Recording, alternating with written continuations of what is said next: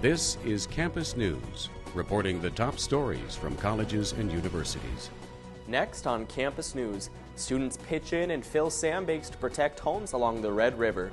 Find out what's being done to help change a notorious ranking for the state of North Dakota. See why these pups are dressing up and hitting the obstacle course at NDSU. And college students are giving an old music format another spin. Good morning and welcome to Campus News. I'm Daniel Bartholomew. And I'm Callan Klein. The flooded Red River reached its crest in the FM area last week at 38.75 feet, the fourth highest on record. And Minnesota State Community and Technical College students in Moorhead stepped up to protect their city. Robert Swanson tells us more. Take a sign-in sheet too. M-State students are going on a field trip. Down here, guys. Donning matching t-shirts saying, "Life's a beach at Sandbag Central." Their destination, 37th Avenue South. High schoolers and college students alike have come out in busloads to take these sandbags here to protect the city from the Red River. I mean, it's not like all the old people and stuff can do it. Yeah, like we're like the main group of people that actually get out and help out. Homeowner Betty Pizzala says she appreciates all of the hard work by the students. It couldn't be done without them. It's just a wonderful service, and they bring much more to the community than we really deserve. Some offering more than others. Better get a keg, because it's going to go quick. Students like Alex understand the magnitude of the situation. I don't know, I'm not affected by it, but other people are. People I know are. Though the sandbags appeared to be never-ending and at times heavy. Oh my God, we've had like 10 big ones in a row. The student community got the job done. With photographer Chase Miller, this is Robert Swanson, Campus News. There were 37 volunteers from M-State, but the volunteer turnout in Moorhead wasn't always that good. When the city's Sandbag Central opened up, bringing in volunteers became somewhat of a problem. Reporter Rebecca Liebach has the story. The tables were set, the coffee was brewed, and the gloves were available. But one question many had was, where are the volunteers? The head of the Moorhead Flood Station says it usually doesn't look this way. What we've seen in the last couple of days has been buses carrying 1, 2, 3 volunteers at a time. One volunteer who has stuck through the emptiness has been Bill Sefner. He says he enjoys seeing the few workers come through. It's been real quiet since I've been here, but I'm impressed that the ones that have been coming are young college kids who are probably not even from here. Usually volunteers are pushed straight onto the buses to go out and sandbag, but these volunteers have to sit and wait for more to come and help fill the bus. Amy Thorpe, a transportation volunteer, says one main reason for the lack of volunteers is that neighborhoods are organizing themselves. We're sending out volunteers to supplement their efforts. Despite the lack of volunteers, the Moorhead Flood Center says it is thankful for the volunteers who came out. With photographer Laura Lee Lofsgaard, Rebecca Liebach, Campus News. Despite the slow turnout, volunteering in Moorhead picked up. A total of 747 volunteers registered at NEMSEC Hall throughout last week. All the volunteer efforts by students and others help prepare Fargo-Moorhead for yet another high crest. This year, the river hit 38.75 feet, which is still shy of the record floods of the past.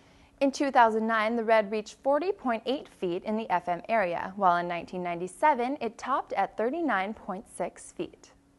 And those floods of the past had homeowners preparing for the worst. One NDSU professor decided to shift her focus from teaching to protecting her home. Reporter Allison Voorhees shows us the sandbagging efforts at the O'Connor house. Homeowners like Amy O'Connor, who live along the river, prepare for another major flood fight. Oh, this one's heavy. O'Connor is an NDSU assistant professor. Even though this professor is not on campus for the day, the students aren't far away. Yeah, buddy. A mixture of MSUM, Concordia, NDSU students, so some of my students, and then now the high school students and friends of our sons and the Moorhead Youth Hockey Association. All 3 of our boys play hockey, and so they come out every year to make sure that we're safe. I like the fact that a lot of people can do it, like a bunch of people that don't know each other, and you can get to know different people. Like many others this year, O'Connor and her husband weren't sure if they needed to sandbag. They say this year seemed quite different from the flood 2 years ago. The lowest point of the O'Connor's house sits at 40.4 feet, and city officials told them to prepare for 42. However, it was the rise of the red that had them convinced it was time to sandbag. Hey, keep them coming. We also flooded in '09, and so the memories of that made us decide safe is better than sorry. With warm weather and plenty of volunteers, O'Connor says her house will be well protected in no time at all. 3 rows maximum of sandbags that'll put us at 42 feet, and we should be just fine. Homeowners might not be able to predict the floodwaters, but after the 3rd year of doing this, the ability to count on volunteers is certain. We're very fortunate and very lucky. With photographer Cole Rigg, Allison Voorhees, Campus News. Amy O'Connor won out in her fight against the red. A sandbag wall and a lower than predicted crest helped keep her house dry. Building a portfolio for that first job can be nerve-wracking for students looking to graduate, but MSU Moorhead's Review Day recently tried to make the process a little easier. The event held in the Comstock Memorial Union attracted students going to regional colleges. The event focuses on mass communication majors and brings in professionals from industries such as advertising and journalism. Student Daniel Munoz says it's a good chance to meet professionals from around the region. I think it went fairly well.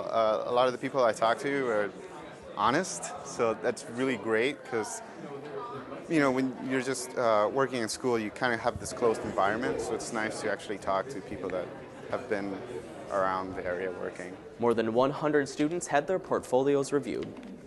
It's an issue that affects many states across the nation, but after a recent study with troubling findings, some Fargo residents are taking a stand against a serious problem.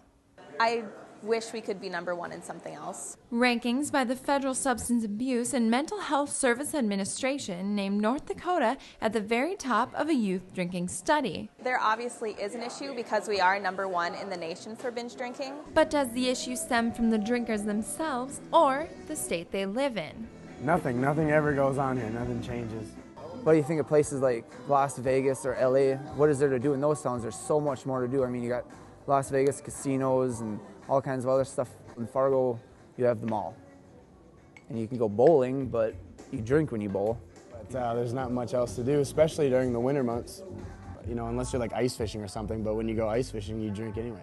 North Dakota's top drinking spot left some shocked. That statistic really caught my attention. So Lindholm decided to create High Risk High, a unique project with a simple goal. Raise awareness and get a conversation going statewide about the issue of binge drinking. High Risk High reaches out to their community with everything from radio to their website. But in order to target college students, their next step seemed like a no-brainer. High Risk High created a Facebook page where students can post drinking experiences and respond to questions like, what would your life be like if there were no alcohol or drugs of any kind? Can you imagine how you might live differently? Redicop says High Risk High isn't looking to scold drinkers, but to open their eyes. Not exactly tone it down, maybe be smarter about their experiences with alcohol, I guess. Redicop says if Facebook users join the group and post a discussion question or comment, they have a chance to win a Best Buy gift card. Spare change. It shows up in your sofa, the laundry, and throughout your car. But 2 ambassador groups at North Dakota State University found a beneficial way to butt heads and put pennies and nickels towards a bigger change. There you go. Students from the College of Pharmacy, Nursing, and Allied Sciences went head-to-head in a battle of the senses, that sense with a C, against the College of Engineering and Architecture. Students dropped off their spare change in the NDSU Memorial Union throughout the week. The 2 campus groups raised money for local charities of their choice. The students weren't taking the competition lightly. Teams could use the very act of giving to sabotage one another. The other team will want to drop in dollars into other things, so it's like guerrilla warfare, dropping like dollar bill bombs almost. The pharmacy and nursing group's $643 just edged out the engineering and architecture students' collection of $615. Hundreds of students showed their support for those affected by cancer as Concordia hosted a Relay for Life. Reporter Ezra Vandenighty shows us an impressive group of supportive students.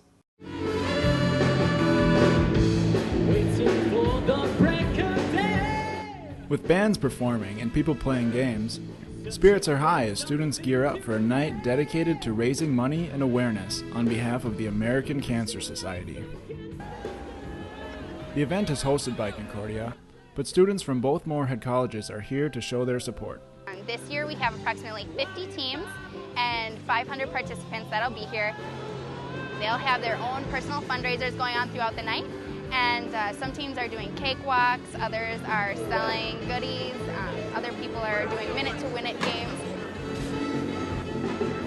We're selling pulled pork sandwiches, and we're also doing like glam hairstyle for the Hollywood theme. After the sunset at Concordia, it became clear how much hope there is for those still fighting cancer. The Luminaria is the main component of Relay for Life, and they line our entire track, which is half indoor, half outdoor.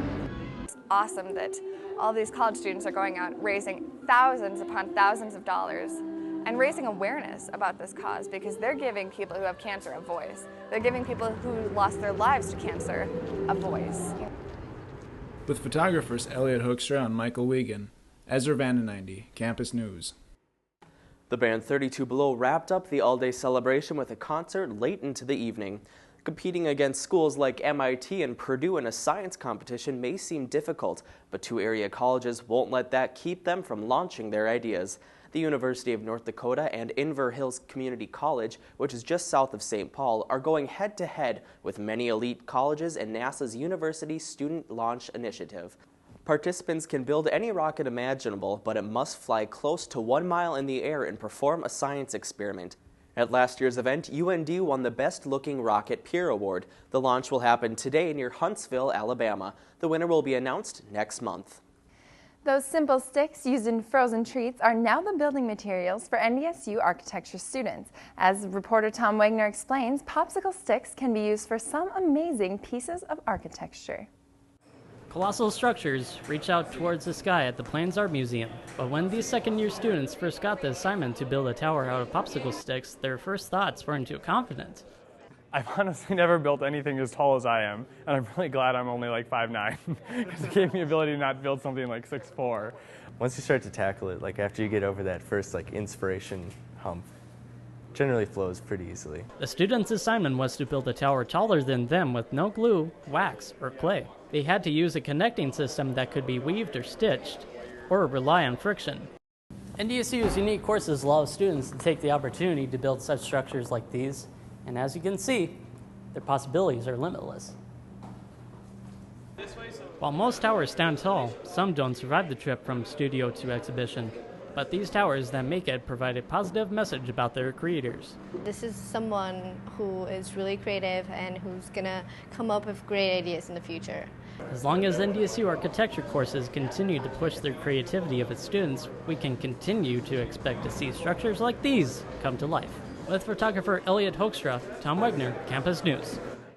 Students had roughly 2.5 weeks to construct their pieces. Some of the projects only required a few hundred popsicle sticks, while others took thousands to assemble. From YouTube to the campus of NDSU, a Minneapolis native is proving to students and the community that autism doesn't have to keep people from pursuing their dreams. Antonio Henderson Davis, better known as 50 Tyson, gained popularity as a rapper by posting his music on YouTube. 50 Tyson has Asperger's, a milder form of autism. People with autism can have trouble communicating and difficulties socializing. 50 Tyson was invited to perform at NDSU's Equity and Diversity Center during National Autism Month. Perform and work hard and just do what I do best. For some, the performance was not only entertaining, but encouraging. It's just really inspiring to see what you've been able to do and to think about my 8-year-old son and the things that he's going to be able to do when he gets older. A discussion panel followed the performance where 50 Tyson answered questions from the audience. Students at MSUM had an opportunity to work with an emerging musician who has already made a name for himself in the entertainment world. He not only came to teach, he came to listen. Lane Zavlosky tells us more. I want to give you freedom. David Cisco is a composer. Yes, one more time. Performer. There on your cross. Don't pull back, because that's and when writer. It's not just me, right? But today, he is a teacher and a student. Good, okay. Cisco workshopped some of his pieces with vocal students during a master class.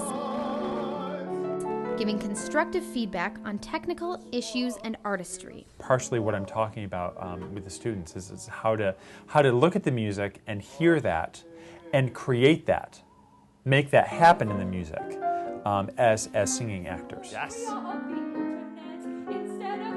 Cisco says he hopes students will stretch themselves musically and take risks. I want to inspire the students to work with composers.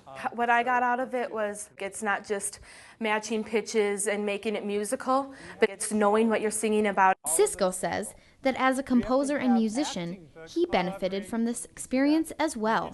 You came alive there. Anytime I hear a singer sing my piece, I hear it in a different way.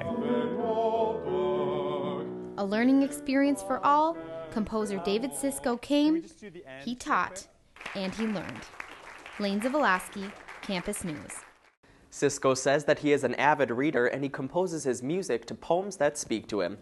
The rhythms and beats of a number of area universities will be on display today at the Fargo-Moorhead Percussion Festival. Percussion ensembles from Minnesota State University Moorhead, North Dakota State University, and Valley City State University will all be participating. In addition to the collegiate performances, high school drumlines will also have the opportunity to show off their skills. After the performances, a hands-on clinic called Samba, a New Kind of Swing, will be held. The event is taking place at West Fargo High School. Admission is free and the music begins at 9:30 a.m. At first glance, the Accelerate Art exhibit at NDSU looks like your typical art show, but the works of art on display carry a deeper meaning. 15 pieces of art, including paintings, sketches, poetry, films, and a three-dimensional sculpture, adorn the Memorial Union Gallery at NDSU. Although each work of art is different, they all have one thing in common. Each was made by an artist living with a disability. It's very, touching. It's interesting art. Art is a way of expressing yourself when sometimes words don't work. The pieces, themed around acceleration, were selected from more than 20,000 entries. The biography of each artist explains the artist's disability. Many of the students say they have been empowered and have overcome challenges through their art. This is the 8th annual showcase of emerging artists with disabilities. College students apply for internships every day, but 3 University of Minnesota students are vying for an internship with one of the most talked about celebrities, Charlie Sheen. More than 74,000 students applied for the position of Sheen's intern. U of M students Josh Schreiner, Andrew Wagner, and Shanna Henderson are among several hundred students nationwide still in the race to become Sheen's intern. Applicants submitted written pleas, a traditional application, and a YouTube video. The person chosen receives an 8-week paid internship to maintain the celebrity's social media platforms. The next cut will narrow the search down to 50. NDSU is used to hosting events for students, but the college recently invited some four-legged friends.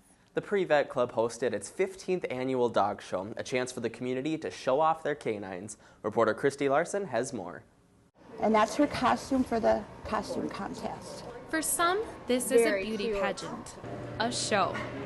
But for others, Derby, this event is a test of obedience. Oh, such a good girl. And agility. Some have been training their dogs for years. She has her moments because she's a terrier, and that's, I'm supposed to have this ADHD or this, this drive. While others were just walking by. Well, he just behaves pretty well, and I saw the sign out front, I guess, so decided to sign him up. Although some dogs had a harder time than others, they still became fan favorites. I like the one that was over there rolling the thing around. The dog show is the Pre-Vet Club's main fundraising event, but for canine lovers, this is a way to show off their dog's talents. With photographer Poonam Gidar, Christy Larson, Campus News. No participants went home empty-handed. All of the dogs got treats and prizes. And now we hand it over to CJ Pierre for a look into this week's sports. CJ? Thanks, guys. The North Dakota State University football team heads into 2011 with one major question. Who will be the starting quarterback next season? Reporter Chase Miller takes us to Bison spring practice. Brock Jensen was one of the starting quarterbacks for the Bison last season. Other side of Jensen out of the shotgun, a four-man rush. Protection holds to throw, left side, Holloway wide open, touchdown, North Dakota State. Jensen started 7 of the Bison's 14 games last year. The other 7 were started by Jose Moeller. A And just 2 weeks into spring drills, Coach Craig Bowles says the position is up for battle. Well, we're making progress. I think each one of us is bringing something good to the table. I think certainly Brock's doing some good things. He looks like he's moving around. Jose's doing okay. As the tension grows on the field, Mueller says it's all about the quality of the team. We're all helping each other out. This is competition, so we're all driving each other, helping each other out. We're all good friends. And when Jensen went down to injury against Montana State, Mueller picked up the slack. It's fun getting out here and playing on the field. All the treacherous stuff, the meeting rooms, but this is the best part, getting out here and playing on the field with you guys. Even though the team had a different starting quarterback every other game, they persevered into the playoffs.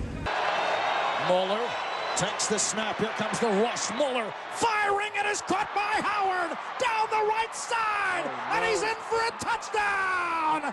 The Bison look to see who will emerge as the starting quarterback. Chase Miller, Campus News Sports. The Bison finish up spring camp with the annual spring game on April 30th at the Fargo Dome.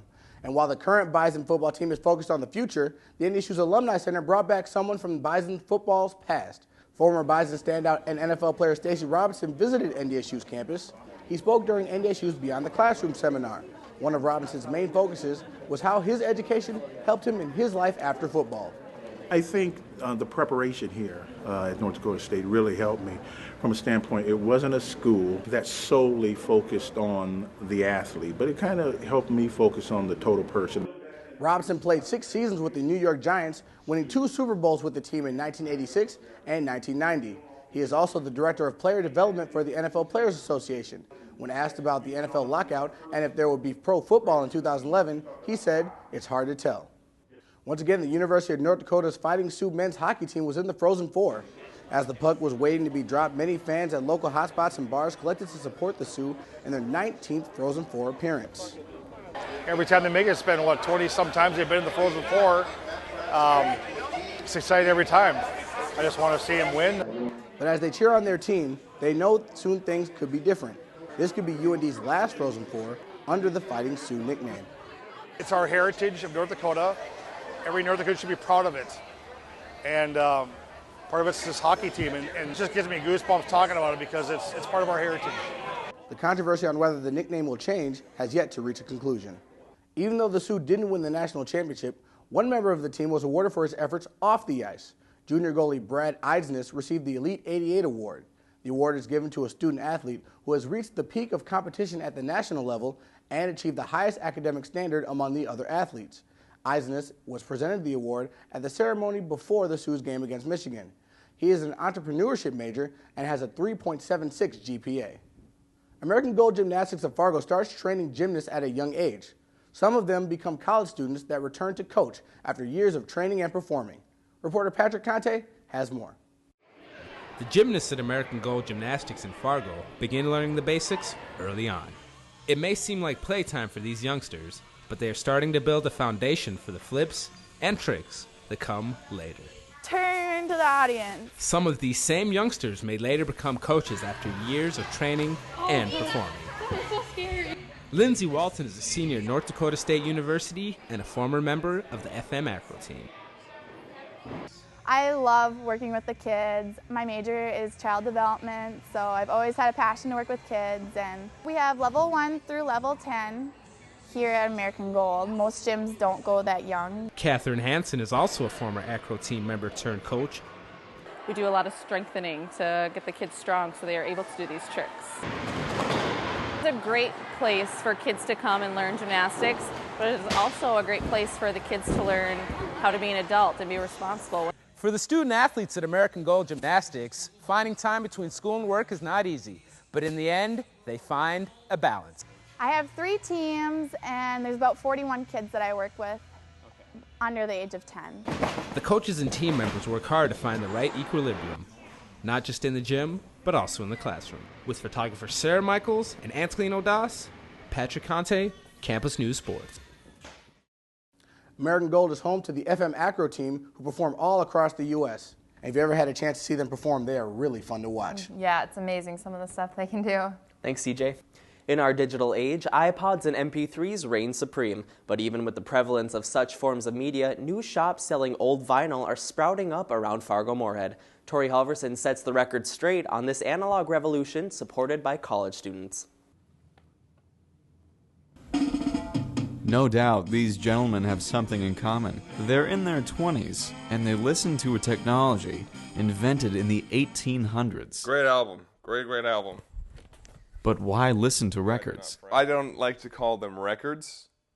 I like to call them vinyl. Sorry, why listen to vinyls? Dust off the needle. Recent college grad and vinyl enthusiast John Linegang tells us why. Way to listen to music. It's very visual too, because you've got the really huge album art, and especially if you've got the vinyls that fold open and it's like big artwork and big pictures. And with this increasingly common liking toward LPs, stores like Orange Records and a new Mother's Music location answer the demand. I think the whole purpose behind this store is we're going to have more records here. When Kyle Alvine isn't studying at MSUM, he works at the new Mother's Music location. And he doesn't just work, he listens too. You get more of a vintage sound. Sometimes you get some cool nuggets in there like posters. They got all the lyrics and all that good stuff. Linegang and Vanasek have their prediction for the destiny of digital. Digital music will probably be some way of retrofitting your audio equipment in the future. Buying an iPod will be like buying a record. You can't see an MP3 file, can't touch an MP3 file. With records, you can touch this, you know? Tori Halverson, Campus News. Today, area record stores are celebrating the 4th annual Record Store Day. The day brings together fans, artists, and record stores to celebrate music.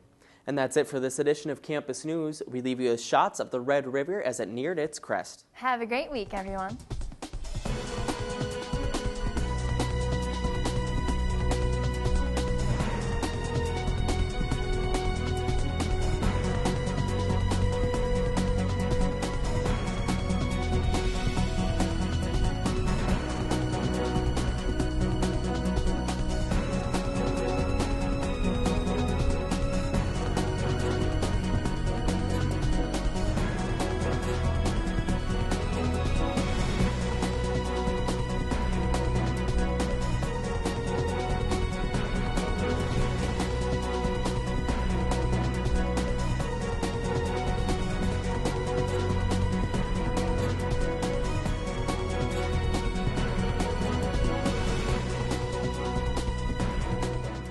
Campus News is produced by the Television News Workshop in the Department of Mass Communications at Minnesota State University Moorhead in cooperation with Prairie Public Television.